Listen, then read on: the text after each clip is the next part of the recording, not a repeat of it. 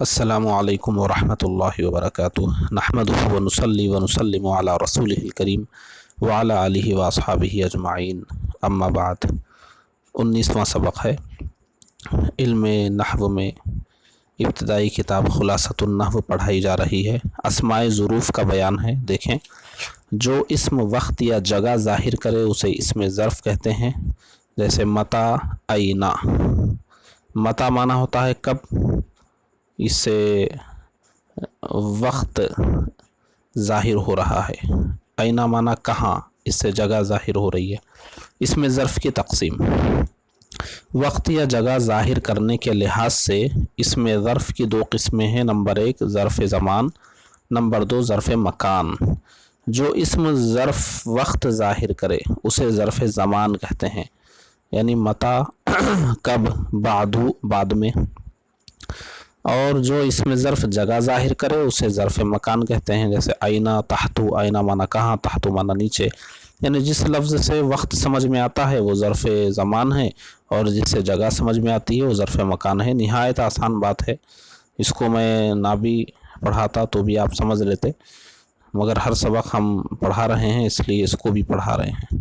اسم ظرف کی تقسیم دیکھیں، معرب اور مبنی ہونے کے لحاظ سے بھی اسم ظرف کی دو قسمیں ہیں۔ نمبر 1 معرب، نمبر 2 مبنی۔ جس اسم ظرف کا آخر بدلتا رہتا ہے اسے معرب کہتے ہیں، جیسے لیل مدینۃ۔ لیل معنی رات، مدینۃ معنی شہر۔ یہ وقت کے لیے، یہ جگہ کے لیے، ان کا اعراب بدلتا رہتا ہے۔ جس اسم ظرف کا آخر تبدیل نہیں ہوتا اسے مبنی کہتے ہیں، جیسے متی اینا۔ متی ہمیشہ ایسا ہی رہے گا، اینا ہمیشہ اینا ہی رہے گا، اینو یا اینی نہیں ہوگا۔ جبکہ یہ لیل، لیلن، لیلن، مدینۃ، مدینۃن، مدینۃن ہوتا رہتا ہے۔ ظروف مبنیہ درج ذیل ہیں، یعنی وہ کون سے ہیں جو نہیں بدلتے ہیں، وہ یہاں دے رہے ہیں۔ اذ، اس کا معنی ہے جب۔ اذ اکرمت خالدا، جب میں نے خالد کی عزت کی۔ نمبر 2 مذ، اس کا معنی ہے سے۔ ما رأیتہ مذ امسی، میں نے اس کو کل سے نہیں دیکھا۔ نمبر 3 منذ، یہ بھی ہمیشہ منذ ہی رہے گا، منذا منذی نہیں ہوگا۔ منذ کا معنی بھی ہے سے۔ ما رأیتہ منذ سنۃ، میں نے اسے 1 سال سے نہیں دیکھا۔ لدا، اس کا معنی ہوتا ہے پاس۔ القلم لدا زید، قلم زید کے پاس ہے۔ لدا ہمیشہ لدا ہی رہے گا، مبنی ہے۔ لدن، اس کا معنی بھی ہوتا ہے پاس۔ القلم لدن کا، قلم آپ کے پاس ہے، یہ بھی لدن ہمیشہ لدن ہی رہے گا۔ امسی گزشتہ کل۔ جئت امسی، یہ بھی امسی ہمیشہ زیر کے ساتھ، امسا امسو نہیں ہوگا۔ قطو کبھی، ماضی یعنی ماضی کے لیے۔ لم ارہ قطو، میں نے اسے کبھی نہیں دیکھا۔ اعوذ کبھی، مستقبل یعنی مستقبل کے لیے۔ لا اراہ اعوذ، میں اسے کبھی نہیں دیکھوں گا۔ یہاں نہیں دیکھا ماضی تھا، یہاں نہیں دیکھوں گا مستقبل ہے، تو قطو ماضی کے ساتھ آتا ہے، ماضی کے معنی کے ساتھ، اور اعوذ مستقبل کے معنی کے ساتھ۔ ایانا کب، ایانا الساعۃ، قیامت کب ہوگی، یہ ایانا ہمیشہ ایانا ہی رہے گا، ایانو ایانی نہیں ہوگا۔ اذا جب، کل اذا جعت، کھا جب تو بھوکا ہو۔ کیفا، کیفا زید، زید کیسا ہے، کیفا بھی ہمیشہ کیفا ہی رہے گا۔ متی یعنی متی الذہاب، جانا کب ہے۔ اینا کہاں، اینا خالد، خالد کہاں ہے، اینا ہمیشہ اینا ہی رہے گا۔ انا کا معنی بھی کہاں، انا ملکن، بادشاہ کہاں ہے، یہ بھی ہمیشہ انا ہی رہے گا، تبدیلی نہیں ہوگی۔ ایسے ہی حیثو ہے، اس میں بھی کوئی تبدیلی نہیں ہوگی۔ اجلس حیث المنظر جمیل، وہاں بیٹھ جہاں کا منظر خوبصورت ہے۔ ظروف معربہ،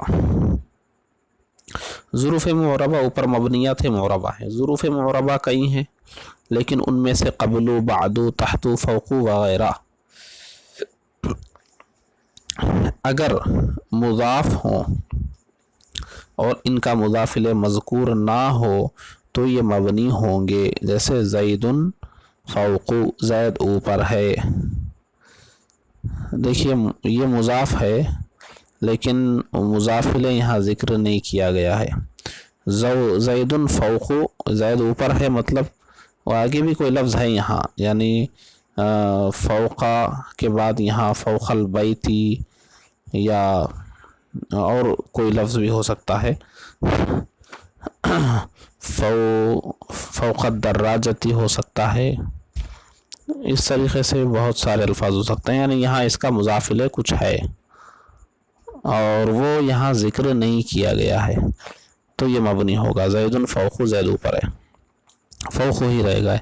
اور اگر یہ مضاف نہ ہو یا مضاف تو ہوں مگر ان کا مضاف الیہ بھی مذکور ہو تو یہ معرب ہوں گے، جیسے جئت قبلا، میں پہلے ہی آیا، اور یہاں پر یہ نہیں بتانا ہے کہ کسی سے پہلے، کوئی ایسا نہیں ہوتا ہے کہ فلاں سے پہلے، ایسا کچھ یہ نہیں ہوتا ہے نیت میں، صرف پہلے آیا بولنا ہے، جئت قبلا، تو جئت قبل خالدین، یہاں دیکھیں یہاں تو مضاف ہی نہیں ہے یہ، اور یہاں مضاف ہے مگر اس کا مضاف الیہ مذکور ہے، خالد سے پہلے آیا تو اس کا مضاف الیہ مذکور ہے، اس لیے قبلہ ہو گئے، تو اعراب بدل سکتا ہے اس کا۔ اب یہاں قبلہ خالدین سے پہلے من ہو تو من قبلی خالدین ہو جائے گا، زیر آ جائے گا، تو اس طریقے سے اس کا اعراب بدلے گا، یہ معرب ہوگا اس صورت میں۔ قواعد و فوائد دیکھیں۔ نمبر 1، لا غیرو اور لیسا غیرو مبنی علی الضم ہوتے ہیں، یعنی ان پر ہمیشہ ضمہ ہی رہے گا، پیش ہی رہے گا۔ جاء زید لا غیرو، زید آیا دوسرا نہیں، یا لیسا غیرو دوسرا نہیں۔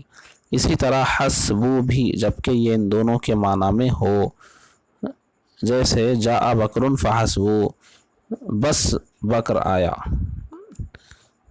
اچھا، نمبر 2، جو اس میں ظرف معرب کسی جملے کی طرف یا لفظ اذ کی طرف مضاف ہو اسے مبنی علی الفتح پڑھنا جائز ہے، جیسے ھذا یوم یفوز المجتہد، یہ وہ دن ہے کہ محنتی کامیاب ہوگا۔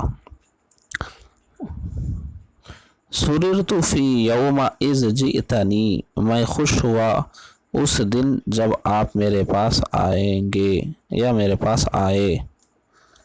مثلو یا غیرو کے بعد ما، ان یا ان نہ ہو تو ان کو مبنی علی الفتح پڑھنا جائز ہے، جیسے قیامی مثل ما خمتا، میرا قیام اتنا ہی ہے جتنا آپ ٹھہریں گے، قیامی مثل ان تقوما، میرا قیام اتنا ہی ہے جتنا آپ ٹھہریں گے۔ یہ ھذا حق مثل انک تنطق، یہ حق ہے جیسا کہ آپ فرما رہے ہیں۔ تو یہاں مثلو یا غیرو یہ کس کے بعد آ رہے ہیں؟ مثلو یا غیرو کے بعد ما، ان نہ ہے۔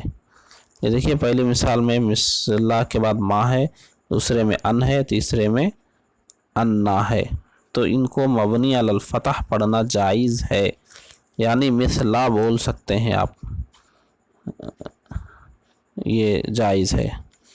اور اوپر کی مثال میں بھی ایسے ہی تھا، اس میں ظرف معرب کسی جملے کی طرف یا لفظ اذ کی طرف مضاف ہے، یہاں پر دیکھیے جملے کی طرف مضاف تھا یوما، یوما مضاف ہے، یفوز المجتہد مضاف الیہ، ایسے ہی یہاں یوما جو ہے اذ کی طرف مضاف تھا۔ یہ دو صورتیں سمجھ کر یاد کر لیں اور تمرین بنا لیں۔ السلام علیکم ورحمۃ اللہ وبرکاتہ۔